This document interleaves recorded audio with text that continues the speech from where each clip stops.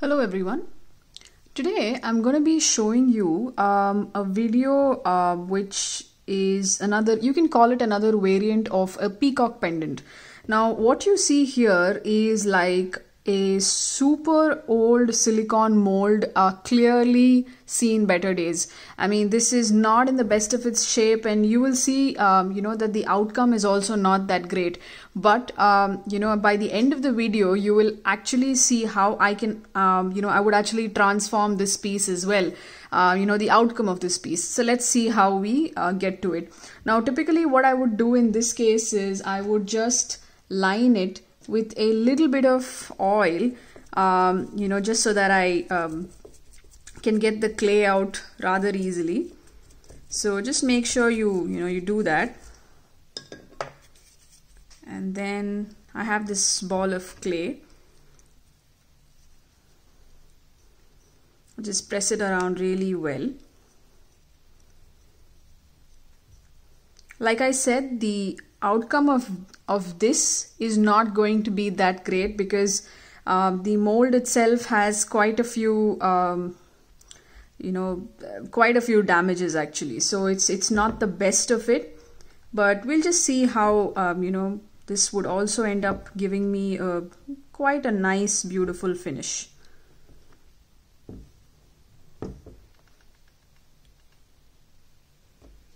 So you can see that this is almost, there are so many cracks and damages, and it's clearly not the most neatest work you would probably see, but we'll just see how we can work with this as well.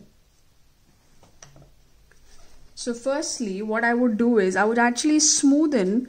I just have a little bit of water in my hands here. I would end up smoothening the piece to start off with. Just smoothen it. I usually wouldn't bother too much about the impressions going a little bit faded, because I would work on fresh impressions and just do those again, because these clearly don't look good. So I would not, I wouldn't care if they're kind of going hidden because of the smoothening. So all this, I would like literally take away almost quite a few designs and just retain the external shape of this, that's all.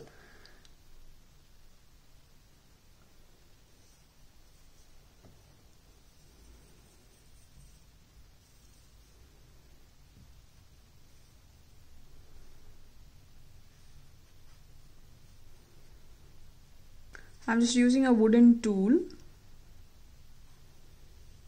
just to smoothen it a bit.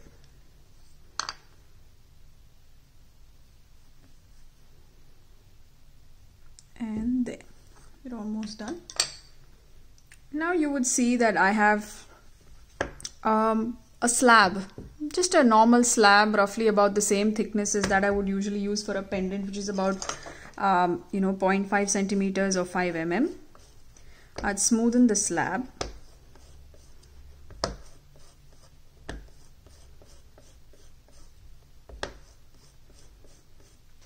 And then I would do a rough drawing. Now what I would do is I would have this roughly about here. So about this to this. Okay, so I'm just marking this so that I get to know how much of a thing I need to really draw. So what I would do is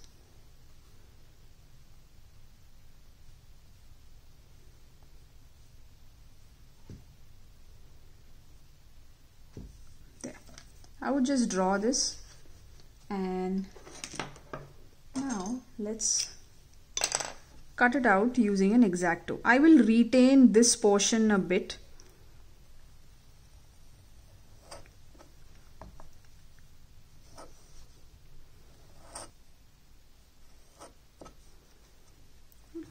Move all these excess clay bits around. Neaten the cut a bit more. I always prefer cutting it out with an X-Acto blade. For some reason, I am just so comfortable because these are really sharp and give me very clean and crisp cuts. I would now smoothen this as well.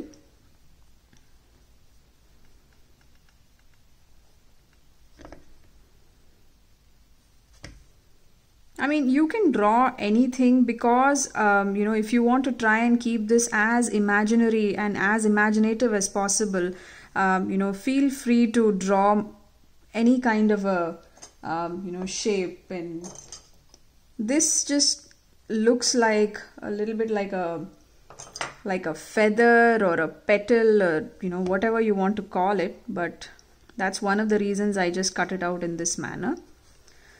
Now that I have something like this, you get an idea of what I'm going to actually do. I'm actually going to attach these.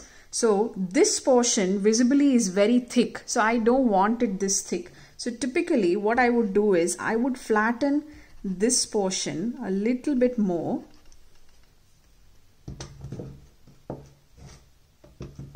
I would, you can use a scratcher tool, or you can use anything like a knife or an X-Acto even to, you can just use an X-Acto as well just to scratch it around, because this is something I've already shown you where I use the slip. Scratching, very, very necessary. I would do the same thing here as well. Because you're attaching two solid pieces, you really need to apply a good quantity of slip.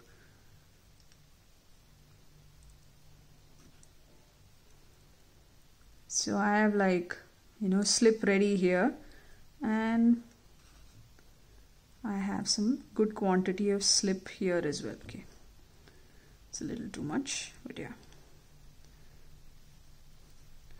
Go ahead and apply that down there.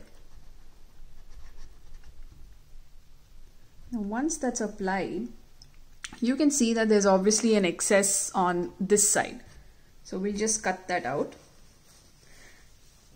It's a little bit of a process, but it's worth it. See, you can see that there is a little bit of an excess that's actually jutting out of there, so we'll just cut that out.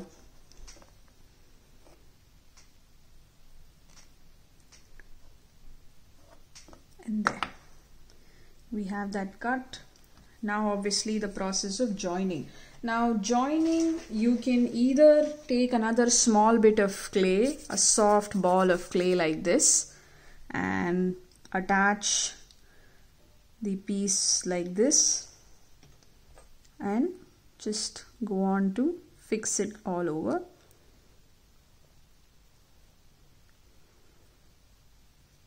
Take out the excess. I might paste a little bit on both the sides because obviously it needs to attach itself well. That's the most important aspect of this, because if it is not attached well, what can happen is that during firing these two pieces might just come into your hands separately. Not even the idea of doing this is that you're fusing it together and making the piece look more integrated. So try to be as neat as possible. I mean, now that we have this ready, obviously we come to the part of designing it, which is obviously very, very important.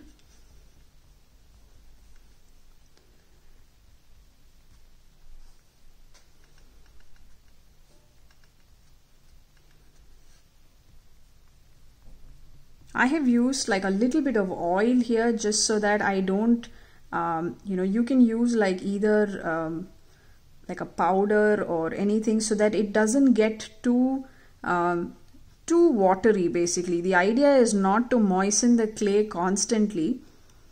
So now that this is all nice and done, let's begin working. So let's use the knife.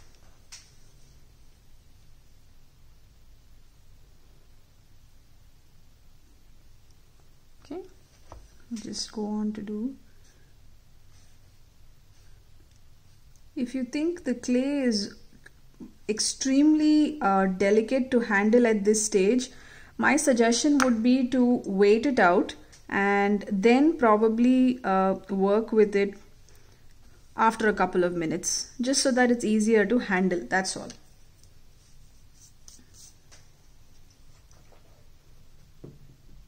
Now I have this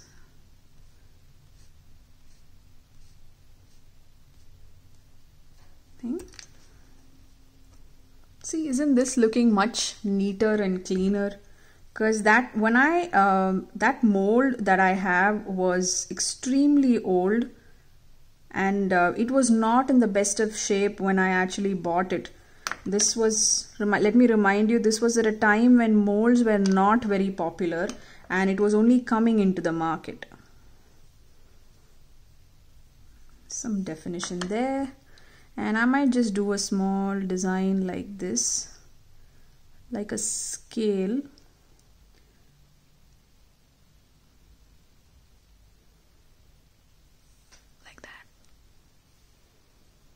Pretty, isn't it? So this part is done. I'm happy with the way this is.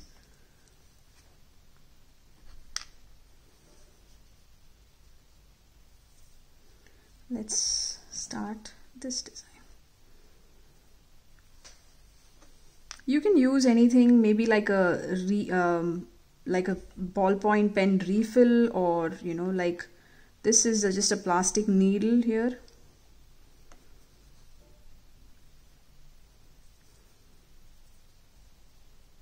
Smoothen it out.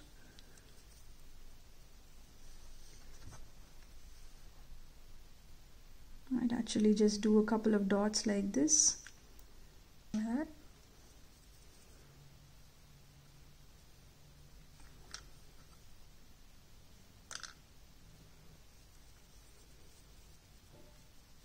I have this little refill or nozzle or whatever you want. You can use anything that you want.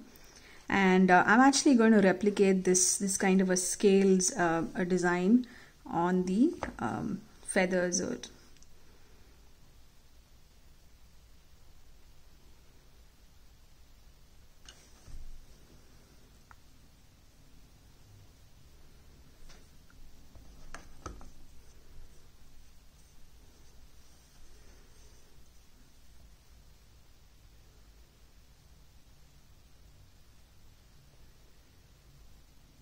Fine lines, very fine lines, nothing too deep. Just the idea is changing the texture, that's all, nothing more.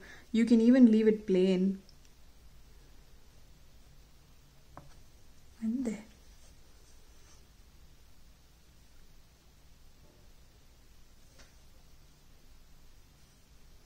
Details help, details always help, and this is it. You can obviously put if it was me, I would typically put two hooks to this, because you know, because this is such a big pendant. I would prefer doing it that way. So let me just make two hooks for this. And apart from this, you can also add to the piece by attaching like a couple of stick beads like these.